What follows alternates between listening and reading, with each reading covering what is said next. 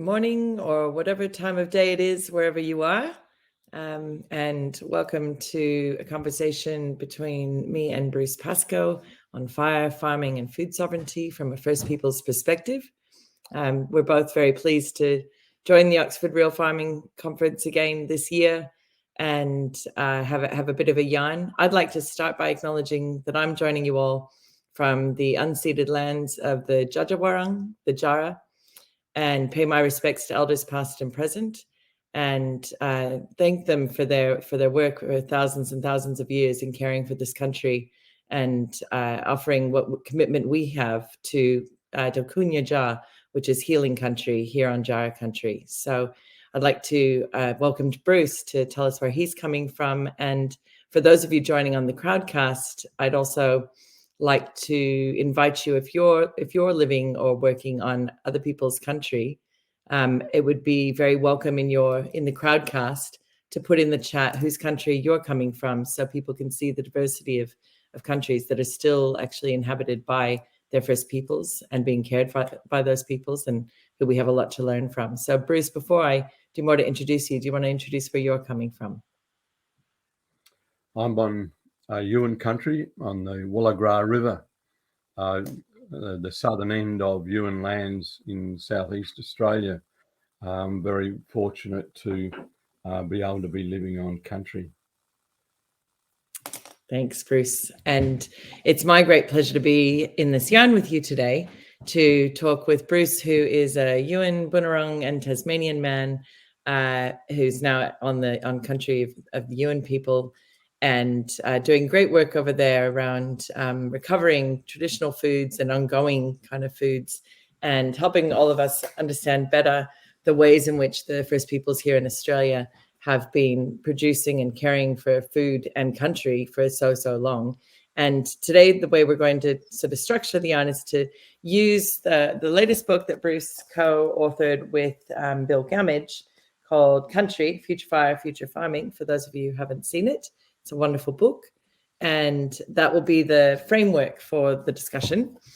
And we're going to launch sort of straight in. I should say, that I'm also a farmer here on Jara country and the president of the Australian Food Sovereignty Alliance. And so we're deeply interested in the ways that non-Indigenous Australians can be learning from and listening to First Peoples and country to try to improve our relations with country as well, so that we stop the devastation that colonization has caused for 230 years. And so my role here, as I see it, is largely to ask Bruce leading questions to try and help guide us through a way to think about our relations with country and each other, so that we can have a better future for everyone, not only for farmers, but for everyone. And I wanted to start with, Bruce, you've been part of, since Dark Emu was published in 2014, you've been part of the ongoing debates around whether First Peoples were farmers, foragers, hunters, gatherers, agriculturalists. There's loads of different ways of talking about it. And I know you have some thoughts to share on what's important about that debate or not important. I thought we just start with that and set the scene before we get into some things about food production and care for country. It's hard not to talk about these things without talking about colonialism and how that period in world history when Europeans left their own countries in order to take the lands of other people and were supported by their governments and the churches in that process, because the principles that were established during that time are present today. They're still operating, and so the reaction to my book Dark Emu and Country was predictable in a way. There's been enormous support, but there's been a very vocal minority who can't abide the idea that there was any kind of Indigenous accomplishment, and so it's a vicious and savage debate. It's Trumpian in many ways, and it's the old dinosaur of colony thrashing its tail in its death throes, and it's incredibly destructive. And the sad thing about it is, as we try to repair land, as we try to reduce our carbon footprint on the world, that group of people are so resistant to any idea that the Western way of doing things isn't perfect, that there's a great hindrance to forward-thinking people. And it, I don't like to describe it in such divisive terms, but that's what it's become. And we will get out of that, because the young people of the world are refusing to accept the fact that we're going to destroy the world. And those people are very active, and we need to come together across the divide of politics and across the divide of race in order to make sure that we're having a real debate, a real discussion over real things. In forestry, there are many viewpoints. Many of them are valid, and we have to weave our way through those opinions and that expertise to find a common ground. And if we don't compromise, we're just going to stay either side of the trench. Yeah, and I know that you, while obviously you speak a lot about the role of First Peoples as farmers in that semantic debate, I know too that question, Margot Neal talks in the introduction in ways that you've also spoken about in various places about it's sort of not necessarily a question of whether we use the words agriculture or not, but the point being a complex lifestyle where Aboriginal people shaped and mentored the land in collaboration with nature, I think. And I remember you saying to me in Canberra in 2017 that the important thing was not whether or not people like me had hoofed animals on country, but whether we were treating the land with grace. Do you want to elaborate on that? Yeah, I'm advocating that we use more perennial grains, more perennial plants in total, so that we're not ploughing the land as much and not releasing carbon into the atmosphere, but also for the sake of the soil itself. So we can have hoofed animals as long as we're cell grazing them or doing some other method that protects soil. If we destroy soil or we allow animals to destroy soil, then we're anti-farming. We're actually the worst kind of vandal. But if we look carefully at how our animals live and what they do in that living, in a country like Australia, for instance, where there were no hoofed animals, then if we can look at our country like that and our animals like that, then we can soften the impact. I would like to see Australia's herd decrease, because we've got very edible animals already here. They're soft-footed animals, the emu and the kangaroo, etc. Bandicoot, the underused bandicoot, is a beautiful meal. We will begin using those animals for that purpose, I believe. But in the meantime, in order not to, have a starvation event in Australia, as has happened in other countries where someone has thought of a great leap forward or something like that. You can't change absolutely overnight, because it hurts people, hurts the land, and we have to be considerate of each other. We might have a great idea about how to better use the earth for the production of our food, but we can't impose it on people without having had that discussion. And we can't impose it quickly. It has to be a slow process. Yeah. And you've already touched on, so, you know, for those with hoofed animals, it's the question of how you're raising them, how you're moving them, how you're caring for the soil. Because as you said, if you're not looking after soil, you're actually anti-farming. I couldn't agree more with that comment. In terms of any sort of transition to including more kangaroos, emus, or other native animals in our diet, obviously there are some pretty big hurdles to that with a population of 25 million, in terms of, you know, they weren't domesticated for 10,000 years. You can't just farm kangaroos the way that we do cattle or pigs or poultry. I mean, poultry, don't get me started. We should not be doing that. And so you've written in the book about some of the old ways of doing that.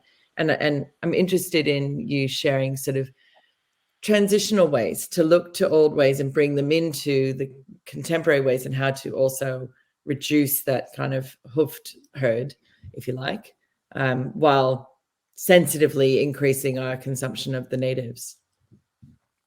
Well, we could help ourselves a great deal by eating less meat. We eat too much meat, and I'm one of the worst. I'll admit that. You know, I was brought up on a meat diet, and I'm a recalcitrant. But we can eat less, and we can eat less meat. That will trim the herd in Australia of its own accord. Most Australian farmers are already grazing kangaroos. I'm looking at 11 now, just out this window, and we're grazing them anyway. You know, they can jump 6 foot, so no fence is going to keep them out, unless you build a fence, which is so expensive that it makes the whole operation unproductive. So we should be using some of those animals. What we do here illegally is we shoot young male kangaroos every now and then. We are getting good at it, so that the meat from those distantly shot male kangaroos is the best I've ever eaten, because the animal is dead before it knows it's been hit. There is no adrenaline flooding through that meat. It's beautiful, but we can't just immediately turn our whole culling focus onto kangaroos or emus or banacos, because I won't be able to sustain it. Whatever we do has to be sustainable. As soon as we start looking around at a resource, even if it's like vanilla lily, which is going to be one of the great vegetables of the world, because it's just it's perennial, and it's as rugged a plant as you're ever going to get. You don't need to water it, fertilize it, put weedicide on it, anything like that. But if we turned our focus onto the lily immediately with 25 million people, we could do enormous amount of damage. We have to have an organized system of production which is sustainable. We work it out. What's the Australian appetite? How can we satisfy that appetite? But there will come a point in world history when we say, no, that appetite's too big for meat, or that appetite is too big for this kind of vegetable. We'll have to feed ourselves some other way. No, they're the tough questions that people don't want to ask, because we're supposed to, there are still people around saying the world can feed twice as many people as here now. Yes, that's probably true for 100 years, but we're not planning for 100 years, are we? We're planning for forever, for the life of the planet, and sustaining the life of the planet is our primary responsibility over our own appetite.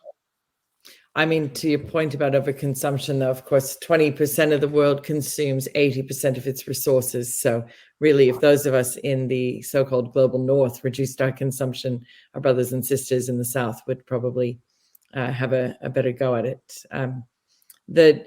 The talk about changing to more sensitive kind of, native diets and things brings me to think about, you've spoken plenty, and I know we share views on the role of First Peoples in the redevelopment of Indigenous foods. And, there's, for those who don't know, especially overseas, I think it's like 98% of the Indigenous foods being produced in Australia for commercial sale are being produced and sold by non-Indigenous Australians.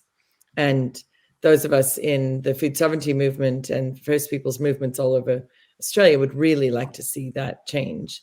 And we have protocols, UN protocols that are meant to protect First Peoples' right to free, prior, and informed consent, meant to support access and benefit sharing when people do commercialize native products.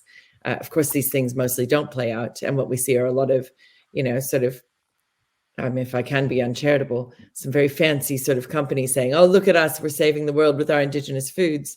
But as Bruce has long said, if you want to eat our food, you need to swallow our history. And there's a real problem of that not happening. So I'd love you to share some thoughts on, the role of First Peoples in the redevelopment of Indigenous foodways here in Australia. We're back to colonialism again. There is a huge movement in Australia to better understand Aboriginal Australia and the past. It's never been as strong, but we're so inexperienced in this country in including Aboriginal people in any conversation that we don't know the methods. So we run a company, and we're often dealing with people who say, oh, geez, we love Aboriginal people, you're so wise and noble and all this sort of stuff.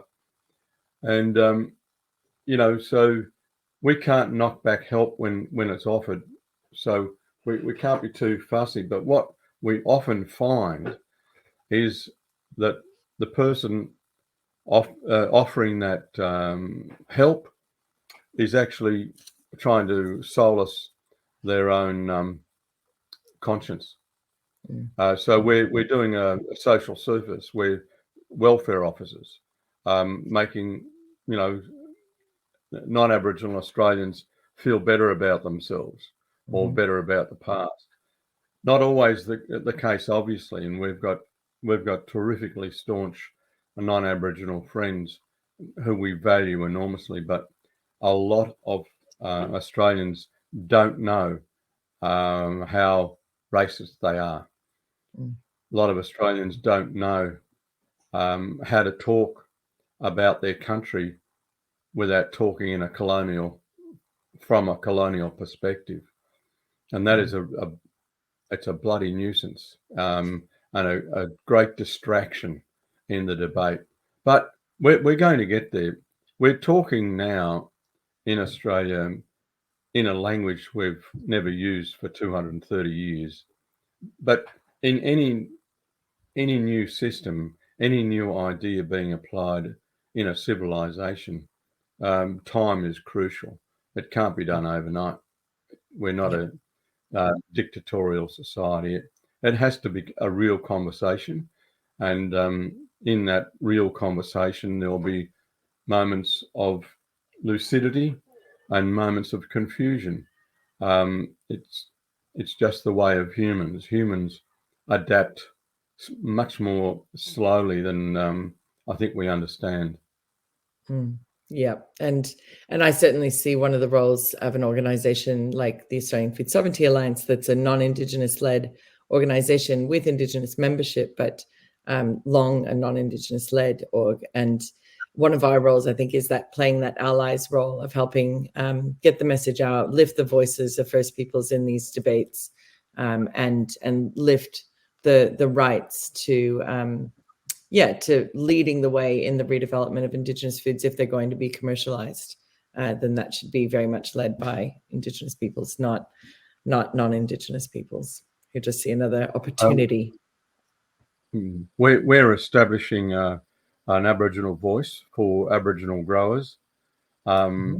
And it's a it's like any bureaucracy in a way. The details are as boring as batshit, but it is important. And but the impediments in our way are all colonial, because there are organisations who do represent Aboriginal foods. They just don't represent Aboriginal people. And we're trying to redress that, but the dinosaur tail is sweeping us off the board every day, and we have to reassemble the pieces the next day. Terribly frustrating. I'll look forward to hearing more development about that, Bruce. That sounds really interesting. Yeah. Well, I wanted to move into then. You and Bill both talked a lot in the book about pre-colonial landscapes and the kind of what we would have seen. You wrote about this in Dakim, also, as did Bill in Biggest Estate on Earth. The pre-colonial landscapes, the role of the perennial grasses and the role and kind of nature of the trees in these landscapes. And I know you know a lot about this, and you think a lot about this, and you're witnessing a return to some of the pre-colonial landscapes there on your own place at Yumbura. And I was hoping that you'd just talk a bit about what, because I think, again, with a very international audience, or even with the Australians here, we're used to seeing a lot of, when we're in the bush, it's scrubby, it's young, right now it's full of what we would consider a fuel load for fire. Everybody's scared about what next, and we'll go to fire after this. But yeah, I think that's not a pre-1788 landscape. And so, do you want to talk about that? Yeah, the bush around this farm here, it's impossible to walk through in some parts because it's this forest is the residue of 4 or 5 logging episodes, so it's much more scrubby than it was in the past.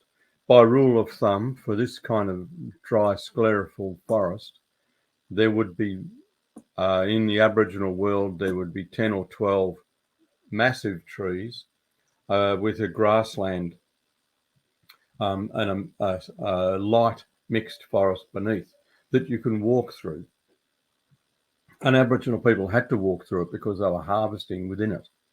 And we knew this, but we rarely experienced it. And we were thinking about this when the 2019-2020 New Year's Eve fires hit Australia, and we lost everything but the house basically on the farm to that wildfire. But immediately afterwards it rained, and suddenly we were seeing grasses where we'd never seen grasses before, and we were seeing grasses we didn't even know that we had, because the canopy was removed and sunlight was reaching the ground, and suddenly we were getting this grassland within the forest. And it was a revelation to us. We knew it in theory, but we were seeing it in practice. So we then started to, as the forest recovered, because Mother Earth is an incredible person, and she's incredibly resilient. People couldn't believe that, the whole world was black for us there for a while. People couldn't believe that it would recover, but we were out in the forest straight away. Tree ferns were putting out fronds 4 days later. As soon as it rained, there were tree fern fronds. A little native violets, sprang up everywhere. But so too later on did the grasses and the sedges. The response was incredible. We learned a lot. So then we determined that we would keep our forest thin. So we're working on a trial plot. It's not very big. It's about 15 acres. And we're taking out a lot of these stems that are the result of forestry operations. And we're using them on the farm. We had to replace fences and buildings and things like that. So we're using a lot of them ourselves. We're also hoping to sell some to make this operation profitable as well as useful. But in thinning the forest, we've now got grasses beneath the trees as it used to be. And our aim is to get back to that 10 or 12 really massive trees. We're kick-starting a process that some agroforestry people are suggesting the forest would do of its own accord, but it would do it so slowly that there'd be a dozen dangerous bushfires in the process of it, and it'll take 100 years. So we're short-circuiting that by removing some of these small trees, and then when the forest is safer for us as humans to live in and safer for our animals, I'm talking about the roos and the birds and the beetles and the worms. If it's safe for everyone, then we're not going to lose species. We keep having fires like that, we're going to start losing species. So we're intervening in a process trying to short circuit it and hurry it along. But after a while, we'll get out of the forest and let the forest do what it wants to do. But the forest can't do what it's doing while we keep on driving big forestry equipment through it and trying. This is what forestry in Australia does now. Tries to produce these small stems for wood chipping. I mean, your region's particularly bad for that, isn't it? That region is particularly known for that harvesting for wood chips. Yeah. And I think to your point there, it's like that's the point you've been making certainly for a decade at least, that the role of humans for thousands and thousands of years in getting in there and caring for that country and saying, well, if we remove these bits and make this bit of space, then we open up habitat for more things to thrive, and we can harvest food for ourselves and live in a kind of synergy, in a really proper relationship with country and all of our kin. That's what you're doing again there. The point is, humans were always there, and there you are again to try and help that. It's not just machines coming in and destroying it, making it more dangerous. This is about a very, very human interaction with country, which you're doing there at Yimbra, which is beautiful. Well, when I leave this session, I'll have to drive through one of those industrial forests to get to a old ceremonial ground that we're caring for. And people, as you say, have always been in the forest, but they've behaved differently. And that's that behaviour we have to change. You looking at the earth as a resource is a new idea that arrived around the world at the same time as those European boats. Agricultural practices like rubber plantations, sugar plantations, all a direct result of colonialism, and they're anti-earth. Monocultures of any kind are anti-earth. We have to get back to having people on the ground and interacting with the soil. It's expensive. The forestry system that I'm advocating is expensive because people are involved.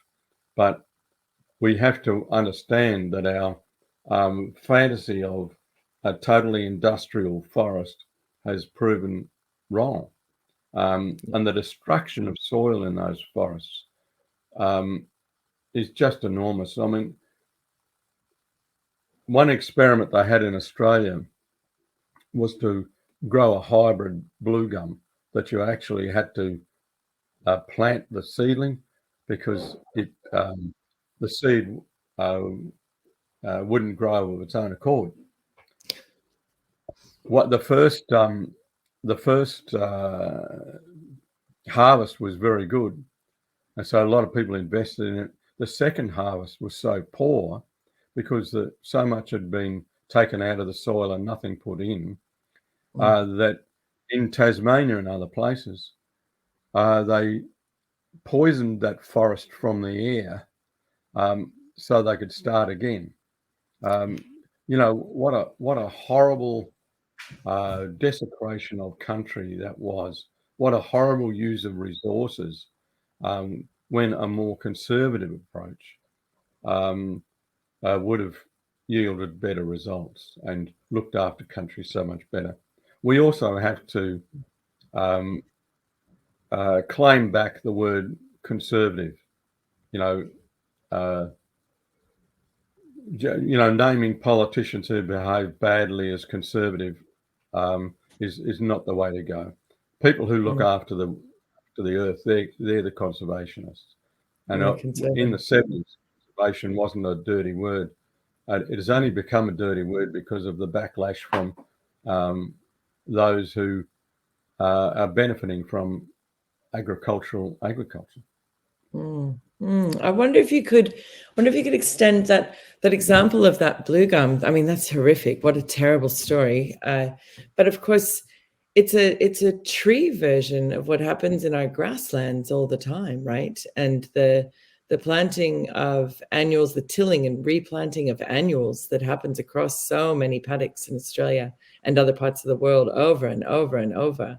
And I know that there are really important differences between most native grasses and most exotic grasses in terms of not just perennial and annual, but tussocking or not. And so, farmers like us are really interested in how to encourage more native grasses, especially perennials, across our landscapes.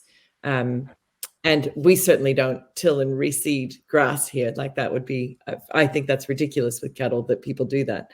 But I'm interested in your thoughts on as we interact with our landscapes with or without livestock, as we alter them as the humans in our role to care for country. What are the ways that farmers like us can be thinking about the interplay between more indigenous species of grasses and shrubs and trees, and how we can be encouraging those things in non-appropriative ways as well, like not trying to commercialize them, actually just trying to, regenerate biodiverse landscapes full of natives. And what role does that have for people who do have livestock?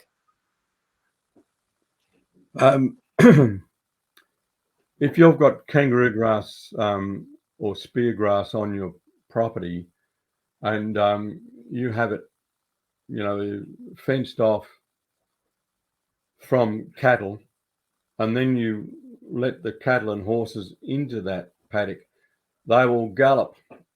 Ever seen a cow gallop? It's quite silly, but they will gallop to where the kangaroo grass is because it's so they know its health benefits.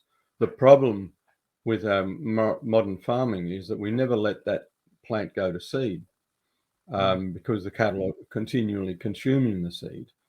We should be managing it so that the grass can actually seed and restore itself. But the nutritional values of those old Australian grasses are incredible. But the thing about them is that they don't need any extra water than this country can provide because they were born here. They're used to it. They don't need any pesticide at all. They're used to the pests. They don't need any fertilizer. In fact, fertilizer will kill most of them. And you don't need weedicide. You save yourself a lot of money by growing Australian perennial grasses. And people will say that the yield per acre of the seed that we're doing is not as great as it is for wheat, but it's about inputs. Our inputs are zero. Our input is to burn that grassland late autumn, early winter. That's our labour input. We don't spend any money doing that because it's a natural process. We've done soil profiles on our land and found that there's been grass fire there, not in the last 30 years, but below that forever. It's been a burnt grassland forever. Yeah. And cattle will thrive on those grasses. They love those grasses. And that's why sheep had 2 lambs a year in the first phase of colonial farming, because they were eating Australian grasses and Australian tubers. Sheep learnt to nose the tuber of the murnong out of the ground and eat it, and became so fat and healthy and vigorous that they were having 2 lambs a year. It was an incredible boon to the colony. But what they didn't understand was they were using Aboriginal capital. Yeah. So I think that the fire point on grass really brings me to the final thing I wanted us to make sure we chat about before we open it up for others to ask questions. And the book obviously is a lot about fire, and that's been a really important part of Aboriginal stories across the country. I think Bill talks about, I can't remember actually now which language it was, but where country and fire are interchangeable in the language. Country is fire and fire is country. And of course, the non-Indigenous, the colonial response to fire is fear, and doesn't see fire as the ally that it could be. And you talked about wanting to, or that you are firing country there sort of in late autumn and early winter. And we know that dealing with our authorities, this can be really hard. We also know that most settler descendants don't have the knowledge or skills to do that anyway, safely or sensitively, because as the book talks about, there's so many reasons to use fire. It's not just about fuel reduction, as the colonial kind of mindset says. It's about encouraging particular habitat. It's about getting the grass to grow again, to bring in certain animals. And so I'd love you to talk more about the role of fire in landscape. And I think it really follows on too from the thinking about grasses and about more open forests, the role of fire in those things. And one of the ways maybe to deal with the plague of exotic grasses we have in this country is if we had a fire regime again to unlock some of those seed banks that are right now, underneath those exotics. We had wonderful results after the fire. All the Australian grasses rebounded very quickly, but now we're finding 3 years after the fire, we're finding that exotic weed grasses like sweet vernal and things like that are now starting to choke out the Australian grasses again. So this coming autumn, we will burn most of our farm again in a mosaic, not open slather. And we'll do that gradually over a 3-month period. But I have to encourage farmers to do it and to get the family out there. One of the most joyous days I can remember was when I had one of my granddaughters.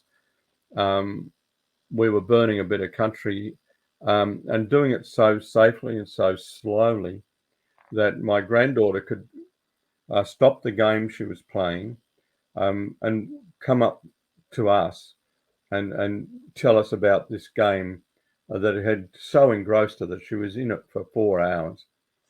She would come to the edge of the fire and yell out, what she had observed or what was going on or who was winning and whatever the game was. And then go back to playing the game. It was a family activity, and it was so safe. A 4-year-old child could walk up to the edge of the fire. And I say to the young fellas who we train on the farm to use fire, don't dress up as if you're going to war with the earth, like a firefighter with a helmet and big boots and gloves and a coat you couldn't burn in a mausoleum. Just wear normal clothes, because if that fire is hot enough for you to be uncomfortable, it's too hot.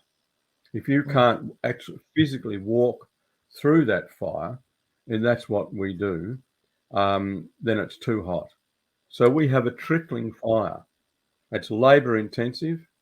You can only do a little bit at a time because it's so slow, but it's better for the earth. The greatest example of all time happened last winter. We had a film crew out there who wanted to learn about use of fire. So we lit the fire. We do it traditionally because it's not just to show off or anything like that, because that tradition teaches us that we have to be serious about this. This is an event which is affecting the earth. Our responsibility to the earth is huge. So we have to do it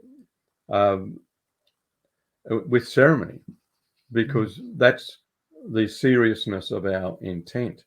So we've got this fire going, and I said to one of the filmmakers, have a look at that, because a praying mantis, which is an Australian insect about that long, and it can fly, but it prefers to walk. That praying mantis walked out of the fire, and they walk like this. They're slow, they're cumbersome. They're an incredible creature, but that insect walked out of the fire, didn't fly. It wasn't panicked enough to fly, and it was the great example that creatures in that grassland could remove themselves from the heat simply by walking away. It was a great example of the gentleness of this process. Whereas I used to belong to the Country Fire Authority, and their method of starting a fuel reduction burn is to light it from aircraft with incendiaries. So you create a holocaust in the forest, and it's efficient. One aircraft, a dozen incendiaries, and you've got a fire that'll burn a couple of thousand acres, but it's so destructive because it gives no wildlife a chance to get out of the way. But it burns so hot that it destroys soil. There are sections of this land here, this district, that burnt so hot in the fire. I doubt whether they'll see a grass on them for 100 years. The earth baked. They're clay soils and the earth baked. It's terracotta. It's not soil anymore. And this is not the way Aboriginal people manage this country. No, and that's a point that you and Bill come back to throughout the book, but especially towards the end, that need to care for Mother Earth, that need to care for country, and the fact that there are regulatory kind of barriers to people using fire in interactions with country, and yet the urgency of the problem has never been greater than it is here, with the changing climate and the fuel load as it is out there. So I guess before we see if people want to ask some questions, before we also will be offering them a chance in a Zoom chat where they can join us as well. Thoughts on how we're going to, we have an urgent need to have people interacting with country with fire.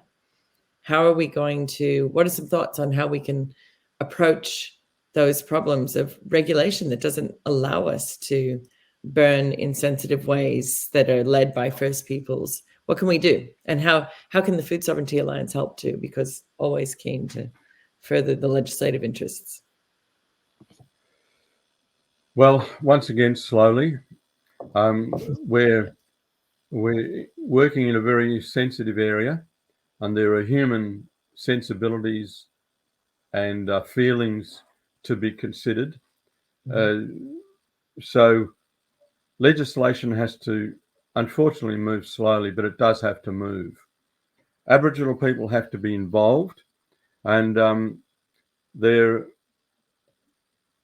what happens with any new movement is things become fashionable. Cultural burning is incredibly fashionable at the moment. So people, and there's a lot of money being spent on it. So people gravitate toward it, but not all of those people know much about fire. What they know is budgets, and they know how to get a grant. They know how to expend the grant.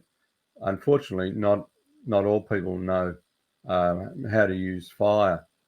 So we have to be discriminating about who is lighting these fires and where, because the fire that we light on that hill over there is a different fire than the one I would light on the other side of the same mountain. It has to be fire for country, and one method doesn't fit all. In order to light a fire, you have to observe that country really closely. You have to get down on your knees and explore the vegetation, understand what's actually there, how much dead material is close to the earth, how much of the volatility is in the crown of the grass. You have to become familiar with it in order to light that fire. Some grasses will burn on the top, and you could literally lie on the ground, light that fire, and it would sweep across the top of you and not mark you. It's not an experiment I recommend, but it can happen. And that's a particular grass that we have here. Its seed is very useful for flour, but that grass doesn't appear everywhere. So when we burn that, we have to be ready for a very quick fire, and it'll go so quickly that you have to be careful. You have to be really careful. So the fire for that country is different to the, say, country that is affected by kikuyu and grasses like that, weeds. The perfect experiment for perfect example of this fire was last winter, when we had a group of soil scientists and food people at this place where I'm going after this session at Yambala, just north of here, and they were asking about cultural burning, and it was early winter, and they said, "Well, you couldn't burn here, could you?" Because it was winter. You know, people think wet. You know, I said, "Yes, you can. This will burn." And they said, "But you couldn't just do it now." And I said, "Have you got a cigarette lighter?" And we had 3 or 4 Yuin lawmen with us, who they're farm workers now, but they also have Yuin law. They're cultural men. We lit that fire, and you could walk beside it. It just crept along. It was a beautiful fire, and people asked, "Well, now you've burnt the grass," and I said, "No, we've burnt the dead grass." And I swept my hand across the ash, and it revealed an emerald green sward beneath it. The grass had not burnt. What we were burning was the dead grass at the top. So all that carbon went straight back into the soil. And we were in a conference centre having a workshop, and you can't understand how much I love workshops. But the great joy for me in this talk fest, sorry, I'm lapsing into my hatred of bureaucracy. But while we were in that session, I said, "Look out the window now." It was early morning. We were about to have a cup of coffee. All the kangaroos had come to the edge of that burn, and they proceeded to eat the green grass that we had revealed. Yeah. Nothing had been destroyed. Something had been enhanced. And it was a really, really good example of how you can use fire productively. You know, as you mentioned before, the words for fire in Aboriginal languages are not about wildfire. They're not about destruction. They're about love. You know, sometimes the word for fire is almost identical to the word for love, ganamo. Yeah, I think that for me, the book was really revealing of the complexity of relationships with fire when you don't live in a country that hasn't actually looked after country properly for a very long time, where fire has become such a threat, but could still go back to being an ally if we slowly moved back towards, relationships. And I think that point about the importance of close observation and local knowledge is so critical, and it applies not only to fire and country, but everything we do to care for country requires close relationships with country. The grant people, the people with grants and budgets who drop things from the air, that's not who's going to save us. It's got to come back into the hands of local people. And and I think the point of our discussion here is First Peoples knowledges need to come first, and then after that, other non-Indigenous local peoples knowledges need to come first, before bureaucracy, before everyone else, before corporations tell us what they're going to do to land. The locals need to have the say in what we're doing with land. And I think we do have our first question. There's a Google sheet that Fran's got going, or not Fran, sorry, Chris has going. What are the local climate impacts of Aboriginal white man natural landscapes, from Anthony Powell in the UK? Local. Oh, okay. I think what he's asking, Bruce, is, the very localized climate impact of these different sort of management strategies or ways of looking after country. You probably can speak to that from very direct experience there at Yambura, as well as more broadly, the changes in microclimates from different management. Yeah, we got rid of the cattle on this property in order to allow the grass to grow, because the stones in this country were standing out, because it had been so heavily grazed that there was erosion going on and soil exposure. So we allowed the grass to grow, and I've never been so aware of dew as I am now, because there is so much moisture at ground level now. Our dams have never been as full, because we're slowing down the water cycle, and we're actually creating a climate zone that far above the soil, simply because of the thatch of grass that we now have. And so we have affected the climate on this property to that extent. And in a conversation like this, it sounds like all farmers are stupid. It's far from the case. Most farmers love their land. Most farmers are very aware of their land, and the lifestyle of farming is so attractive because you're actually in nature, much more close to nature than in a boardwalk cafe in a city. And most farmers I know are aware of the birds and animals on their property, but it's those farmers, the corporate farmers, who usually farm from a distance, and who see a spreadsheet of inputs and outputs and methods, and who decide to do something on an industrial scale, such as they're doing with cotton in the north of New South Wales. Those are the dangerous farmers. The farmer who sits on his balcony of an evening hoping to see a snipe, that farmer is not going to be a danger to us, because that farmer knows anything he does to the wetland where that snipe lives, to destroy the biota, is going to mean that you'll never see a snipe again. And so many farmers that I know are really quite intimate with their country.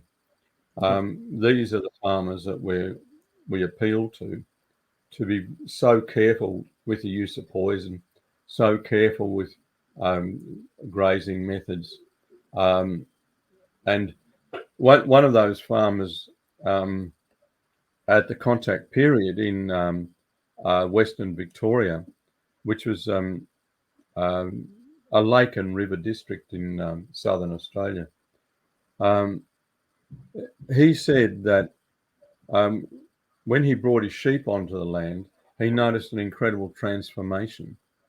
That when he first came there, he couldn't walk around his property without getting his socks saturated because there was so much moisture in that first section above the soil. Mm-hmm. 8 months after the introduction of his sheep, the dew stopped. And it wasn't the season. It was the fact that he had changed the grassland, or those sheep had changed the grassland, and the grassland could no longer produce a dew, with an enormous impact on the growing capacity of that land. And, you know, I mentioned before that the sheep were having 2 lambs a year, but the fertility in Australia has been like that ever since 1788. Because of overgrazing. And we've been using Aboriginal capital. Australian farmers have been using Aboriginal capital. The soil fertility that had been built up over tens of thousands of years was expended in 200. And some parts of Australia now can't grow a blade of grass because of that denudation and the impact of compaction on the soils. We have to go back to what that first farmer saw, where his socks were saturated. What a terrible inconvenience. But it was such a good example of care of country, of how Aboriginal people had cared so well for the country that it was sweet. The country was sweet. Now, that same country is quite harsh. Absolutely. I love the stories about dew and the relationship between dew and the wellness of the country, the sweetness of the country. And that's a great spot to move us over to the Zoom, because somebody has given us another question about applying these techniques to places like California, the Mediterranean. So I think we might use that as a teaser to say, join us over on the Zoom to continue this discussion. We've got another half hour in a Zoom breakout room. So I think there should be a link there in your Crowdcast chat. And Bruce, you and I have one up higher in our chat here in the StreamYard. So I'd like to, before we move over there, just thank Bruce heaps for the yarn. It's been really rich for me, thinking about the stuff that you and Bill have been thinking and writing about in the book, but also more broadly there on your own property. And in your broader world. Like the work that you're doing is wonderful, and thank you for showing us ways to care better for country. For me as a non-Indigenous Australian, I certainly really appreciate the guidance and the openness with which you share with us how to heal country, and therefore heal all of ourselves. So it's been a pleasure chatting with you, and we're going to continue it on the Zoom, but for those who aren't coming across, just like to say thanks to Bruce and everyone for joining us this morning, tonight, wherever you are, on whatever country you're on. We'll see some of you over on Zoom. Thanks, Bruce.